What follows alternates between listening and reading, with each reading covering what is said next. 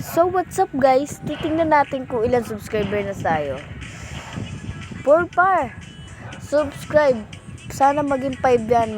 Maglalaro po tayo ng nakakatakot na scary. Pag naging 5 subscriber yan, magiging nakakatakot na ano po tayo guys. Nakakatakot na video. 4 pa lang po to guys. Video tuloy. Nakakatakot na game sa Roblox po. Doon po lalarin po natin yan. 4 subscriber pa lang po Oh.